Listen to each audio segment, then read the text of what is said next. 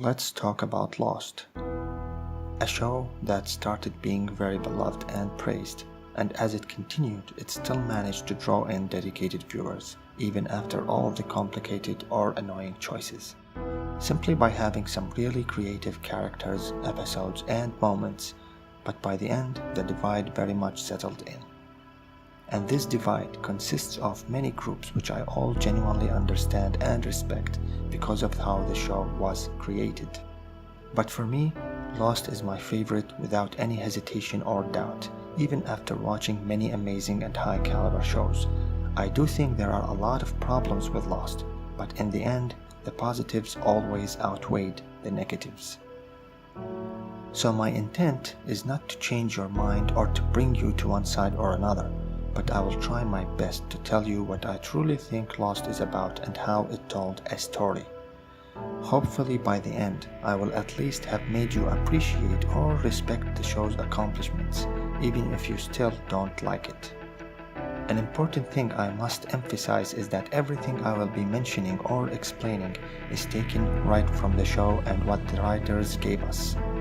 So this will be something I would like to call a mathematical narrative equation, where I will just be collecting data, plots, events, and so on, solely from the show to form the big picture, or simply put, an answer. So the only things I'll try my best to use are deduction skills and common sense, based on what the show's rules are and what they offered. All I will ask of you is to be patient, stay focused, and keep an open mind. And of course, it goes without saying, major spoilers, as I'm going to be talking about the show in depth. And now, we start. There are a lot of things I can talk about in Lost, but I will be focusing on 3 very important aspects / subjects to the show, what they mean and how they affect each other, because I think those aspects can give you a fresh and at the same time important perspective, and those aspects are the following. Number 1. Point of view versus the big picture. Number 2. Telepathy, dreams, visions, and destiny. Number 3. The main and final conflict.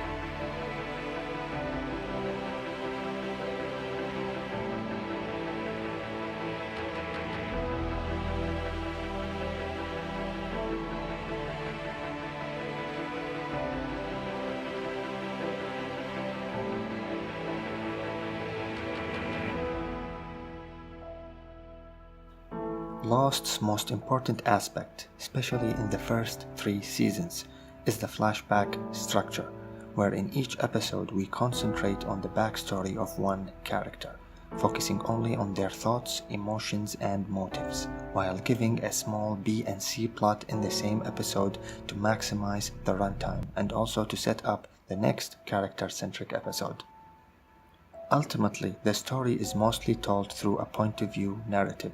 The flashback structure is not only a device to expand or reveal the character's backstory and intentions, but also to make you see what they see and feel what they feel, and to let you know what they figured out and their thought process.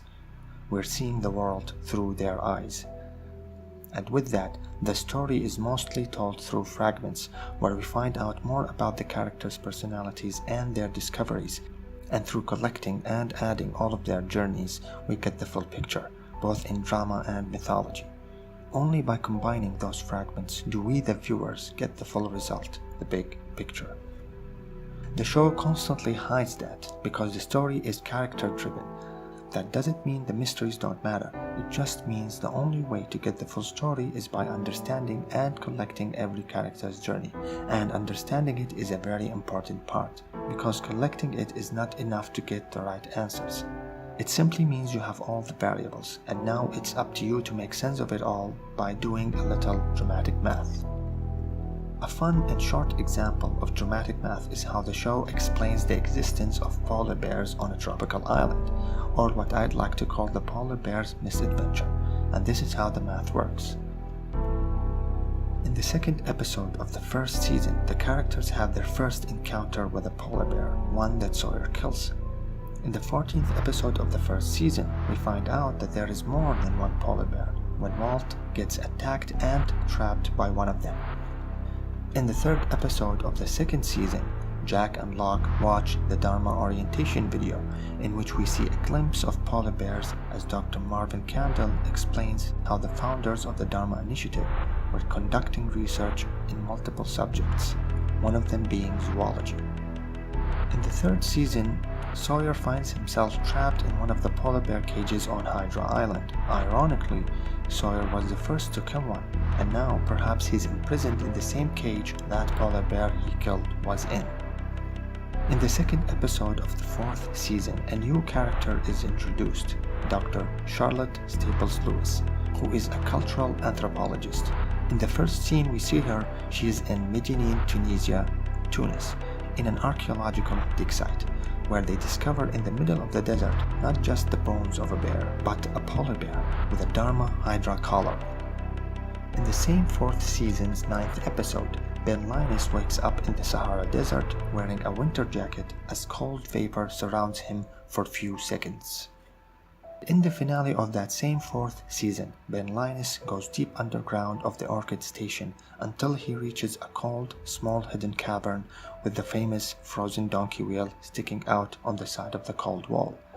Once Ben moves the wheel, the island jumps both through time and space in a very chaotic manner. One of the many miracles the island can do because of its unusual properties. It's a sci-fi fantasy show, and this is a sci-fi fantasy element.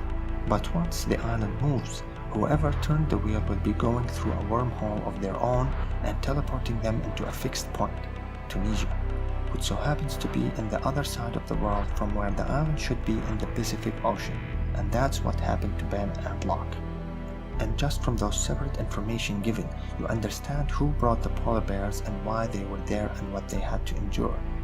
The bones found in the desert suffered a worse fate than Ben and Locke had, which means they were used as experiments to discover more about the island's properties and electromagnetic energy, and they were actually used to move the island once or more, either in the time of the Dharma Initiative or after the purge happened by the inhabitants, who did not want the parent company of Dharma, the Hanso Foundation, to find the island, so they used one of the polar bears. By the way, this polar bear subject and how it slowly expanded upon also might explain where the island originally was, and there are other information connected to this I will get to as this dramatic mathematical equation gets bigger and bigger. Everything is a variable, and one thing is the constant, and that is the powerful energy of the island, and this segues to the second aspect of Lost.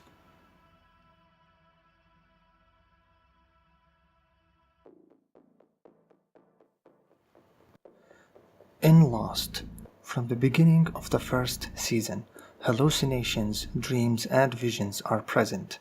They don't only reveal the deepest and most emotional aspects of the characters, but it also leads them on a certain path where it all feels like it's meant to be, that it's their destiny. But we don't know exactly who or what is responsible for them. Is it the island, this sentient being? Is it the characters themselves having a crisis and a conflict with their past deeds? Or is it a combination of both? And while the second question is true on a dramatic and personal level, however, as the show expanded, we find out that the real perpetrator is actually the monster that haunts the island, the smoke monster, aka the man in black, Jacob's brother. Before we even find out that the smoke monster was actually a person, the first hints we get of the monster being responsible for the characters seeing things that shouldn't be there is when we had a short but eye-opening glimpse at what's inside it.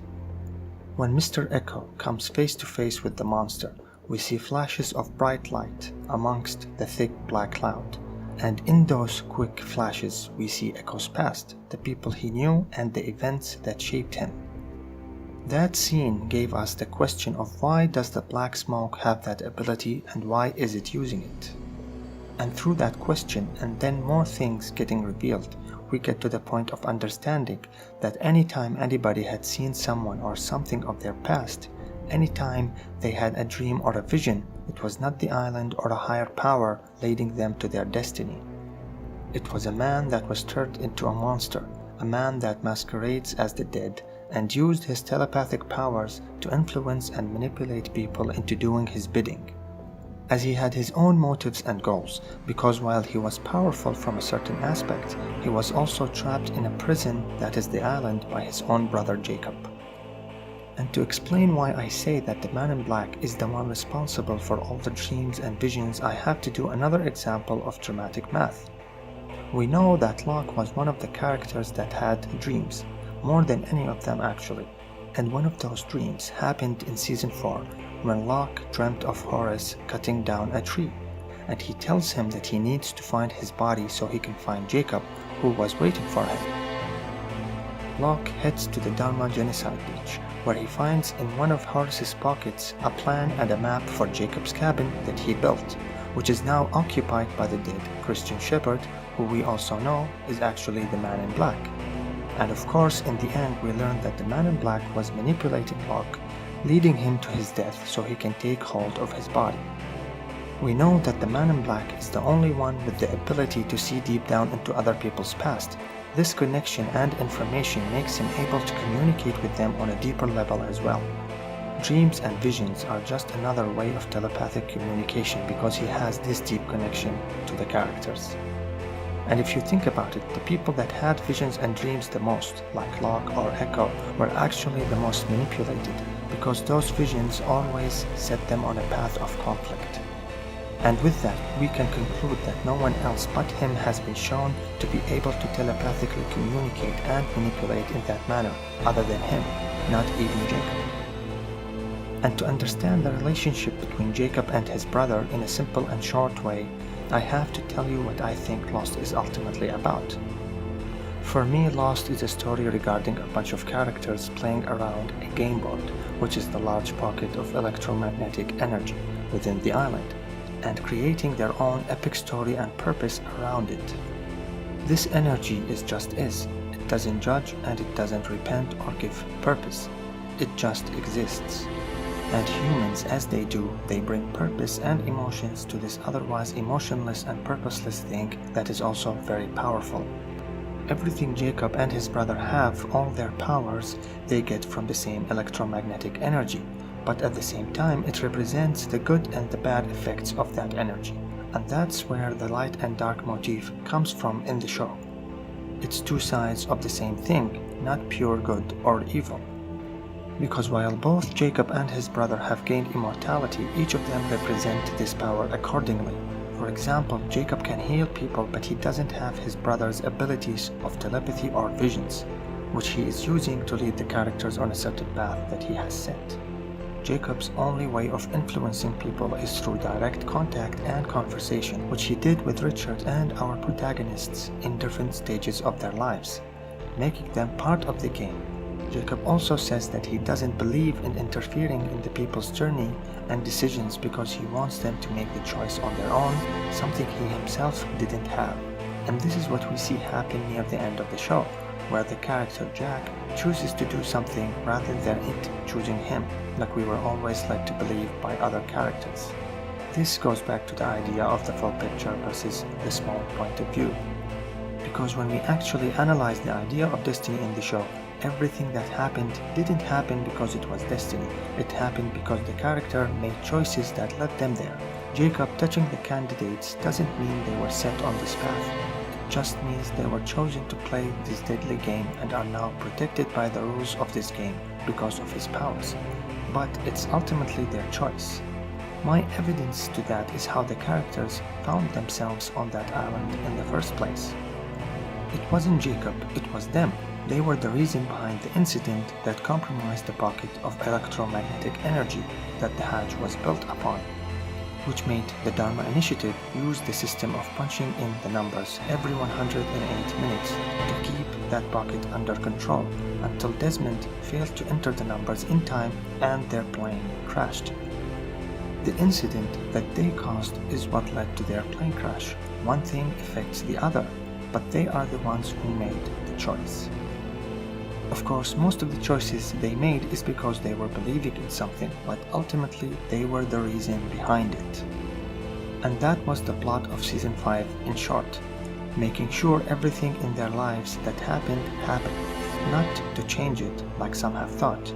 They can't change it, because the lesson of the show is not to change things, it's to accept them and let go. Everything is happening because the characters have already set everything up, past, present, and future, even without them knowing it yet.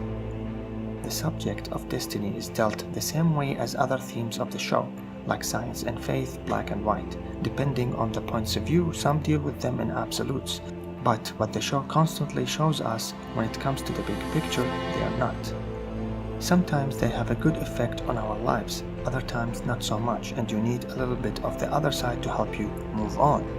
And sometimes they have bad effects and you need to get away from them or control them. And this same concept is used to define the powerful energy of the island. Also, an important aspect I want to mention about the Man in Black is that he's always connected to death. Even from when he was a little kid, he had the same abilities as Hurley. Later on, he was able to take the form of the dead.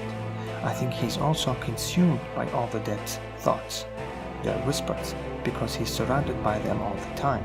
And so this is what truly shapes him to be who he becomes and gives his original goal even more power and need because of his torment.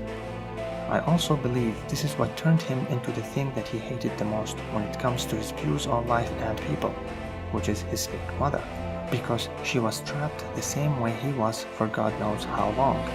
That's why when she got Jacob and the Man in Black, that was her way out. In the end, the Man in Black wanted Locke and he got Locke, and when he got him, he was finally able to find the right passage, kill his brother, and now he's one step closer to leaving the island.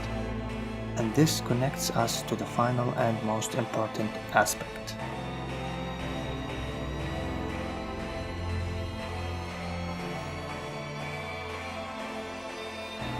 This specific aspect is the main reason behind this analysis when I revisited the show after almost an 8 years break. And when watching the series finale, particularly the moment after Desmond turns off the light, which is the energy in the cave, and when Jack hits fake Locke, aka the Man in Black, and the Man in Black bleeds. At the time when watching this scene, the only thing I got from it is that the show must end. The Man in Black is the bad guy, he has to die in order for the story to end, so whatever, I don't like it, but I was still enjoying the character moments. And while I was right about the show having to end, I was wrong about the actual reasons, details, and the whys. And to explain what I mean, I'll have to elaborate on my thought process regarding this plot, which will go back to the important concept I made in the beginning: point of view and big picture. Before we knew who Jacob and his brother were, everything we found out about them is through other characters' own perspectives and reasonings. But the first real look at them that we got was in the 9th episode of the final season, AB Eterno, in which we learn about Richard's backstory. And not only that, we see the story unfold through his eyes and his background.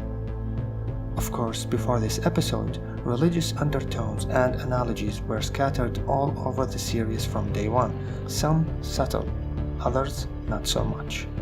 But in this episode, the religious ideas are in the forefront, and the reason for that is its time period and the character we're following in that time period, where mostly everything to that character was referred to or explained in a biblical Christian way, because that's what they most consumed in their regular lives and that's what they believed in the most. And of course, we see one of the most important themes of the show in the forefront as well, when Richard was declined the help he needs from both man of science, the doctor, and man of faith, the priest, which is something very clearly deliberate. This negates the idea that the show was somehow choosing a side, because it's not about sides, it's about different human beings. Everything else, including the black and white concept, is all just two sides of the same thing, whether it's a person, idea, or energy. After that, Richard is sold into slavery and is now the property of Magnus Hansel, and he boards the Black Rock headed to the New World. And on their way, a powerful storm hits them, leading them right towards the island. where the first thing the other man says after he sees the large statue standing on the island's shore is that he sees the devil. Again, that's the character's first thought because this is the world he lives in. This idea also gets into Richard's head because that's the only thing he knows and believes in as well, especially after what he's been through. Later, the black rock crashes into the statue, followed by a tsunami wave that breaks it into pieces, placing the large slave ship in the middle of the jungle. Richard wakes up. The captain of the ship starts killing off the slaves of fear that they might kill him and his men instead.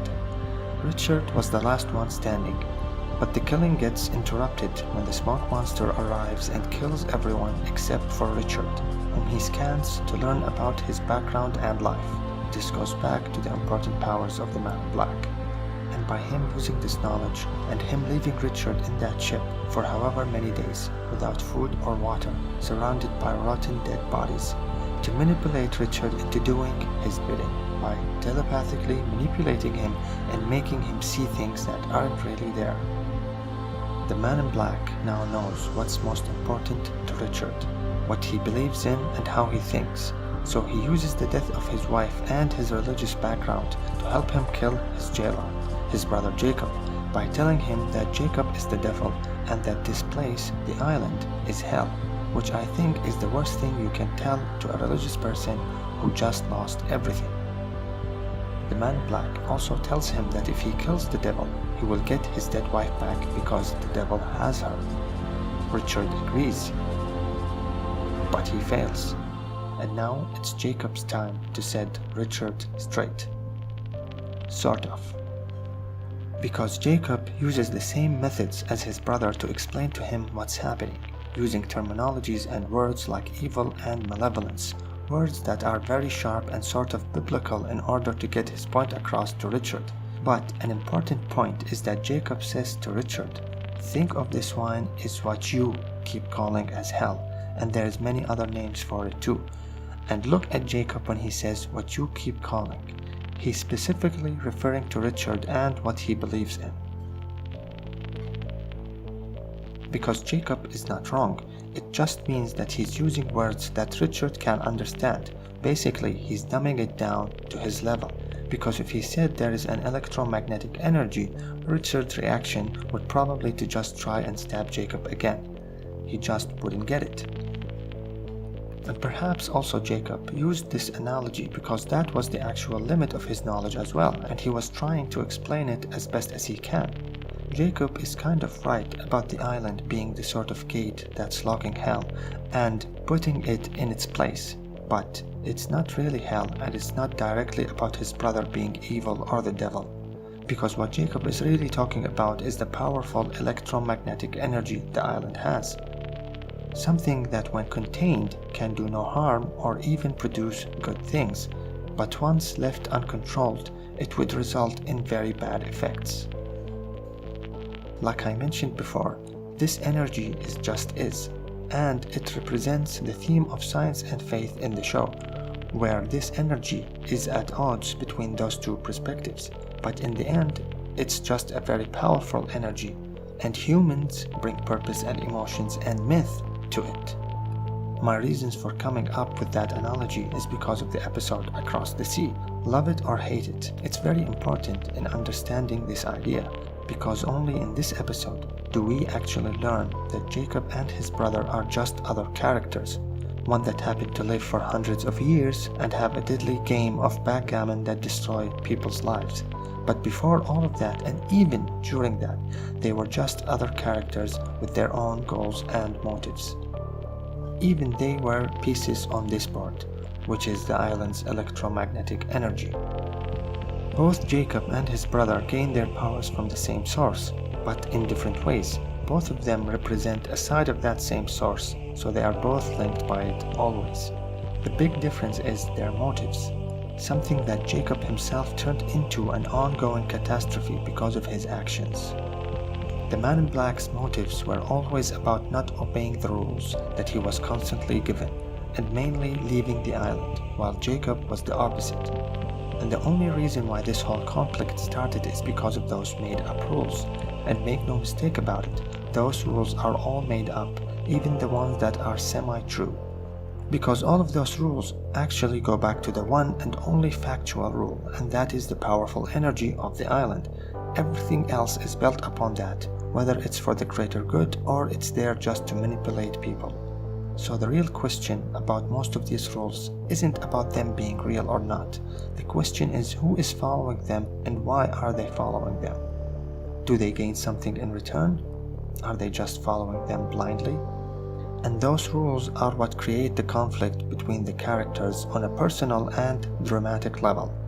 Just like in the real world, where we have many rules that are set up by different people in our lives, but most of the time we honestly don't know why exactly are we following them.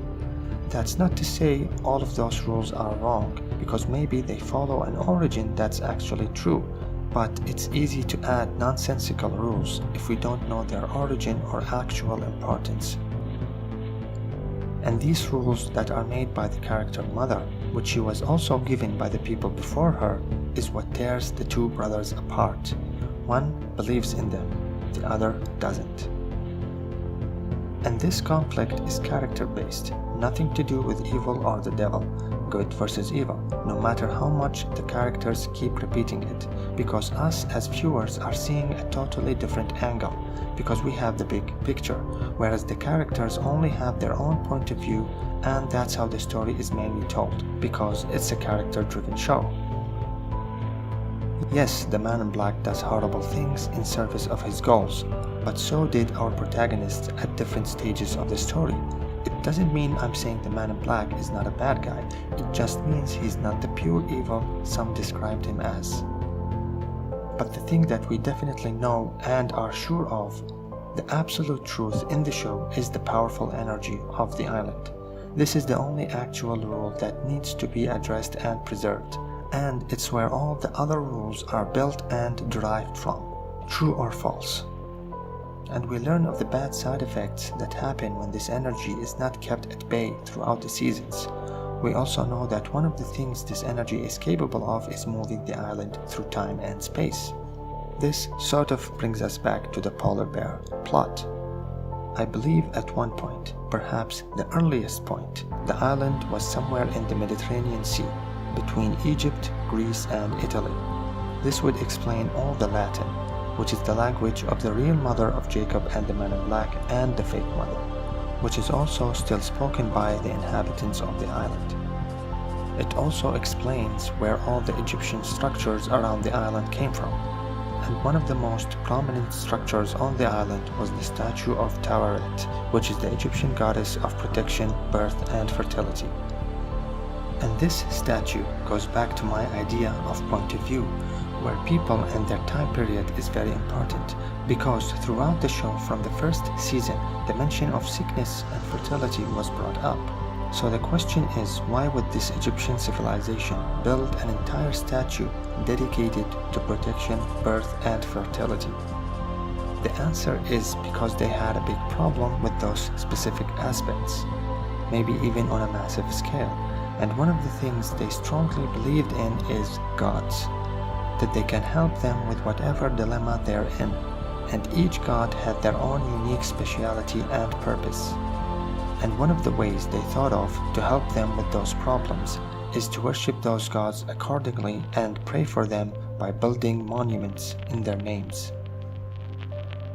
And when that didn't work out, they built the system of water inside the Cave of Light, the source, and in the end were successful in resolving the sickness themselves. The theme of faith and science returns, since the Egyptians were very advanced and held both aspects in high regard, whether in religion or science and architecture. So this issue that we can even draw comparison to the plague or other biblical type diseases or events in here can actually be traced to the island's powerful electromagnetic energy left unchecked and in chaos. This issue is brought up again on a much smaller scale once the incident at the hatch happened in the 70s, which was built on a much smaller pocket of the island's energy, but the Dharma Initiative were able to control it by successfully building the Swan Hatch and the numbers system. Going back to the sickness, we first learn of it from Danielle Rousseau, and then the whole plot involving Claire and her baby. And then we learn about the Dharma Initiative and the original inhabitants trying to solve this issue, or it being always on their mind, fearful of it. That's where Dr. Juliet Burke, a medical fertility specialist, comes in as well. In the show, this issue is real and it's dangerous. So now I'll go back to the scene when Jack hits the man in black and he starts to bleed. This scene confirms that the man in black lost whatever powers he had. So not only was he not the so-called evil or devil, but he also now is trapped in a mortal body, just like everyone else is, rendering him absolutely useless, other than achieving his motive to now being able to leave, because his long and tortured link to the energy is finally broken. However, the man in black was in fact the figurative key to this so-called gate of hell that will unleash this dangerous energy of the island because of his strong connection to it. That's why Jacob, who was the reason why his brother turned the way he was actually imprisoned with him, as his sole purpose for hundreds of years is just to keep this key, his brother, where he's supposed to. This was sort of his punishment for what he did, because while Jacob is not a bad guy, he made a terrible choice, and he was responsible for cleaning that mess, or at least controlling it.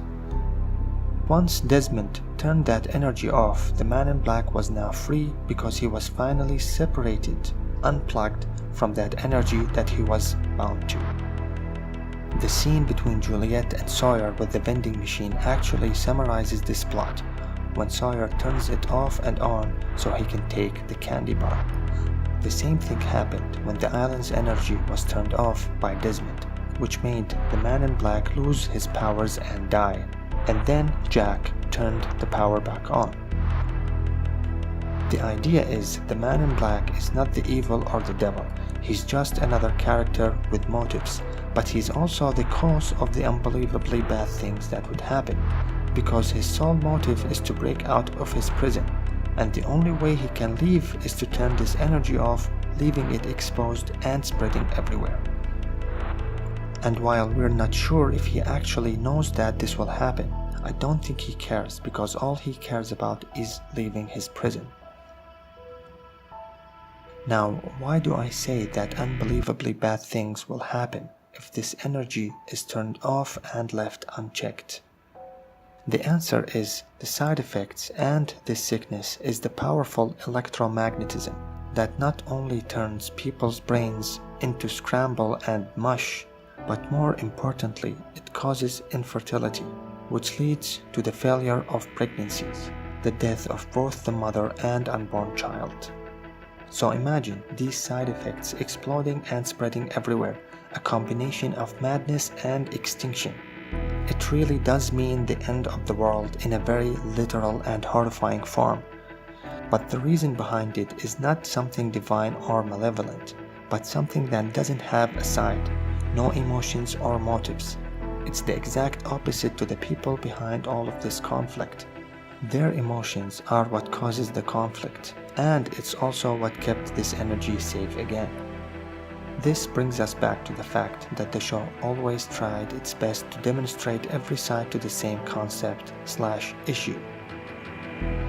After the show ended, we the viewers had the book, but each character in that book only had few pages, and so they had to fill in the blanks based on their own motives or what they desperately wanted to believe in.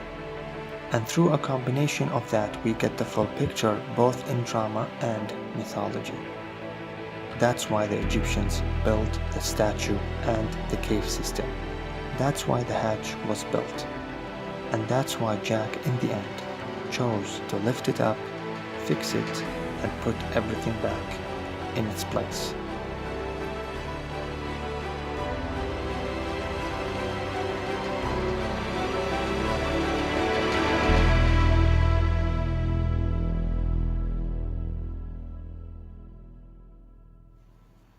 In a sort of conclusion, I want to say that Lost was about different ideas, concepts, and characters. The backdrop of the island is just an excuse to tell those ideas the writers were interested in and wanted to explore.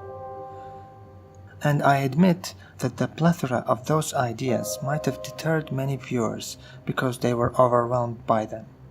And I won't say that all of those ideas worked, but for me more than enough of them did work because I was invested in the characters, who are in the end the heart and soul of the story. Thank you very much for watching the video and for hearing my thoughts. And finally, see you in another life, yeah?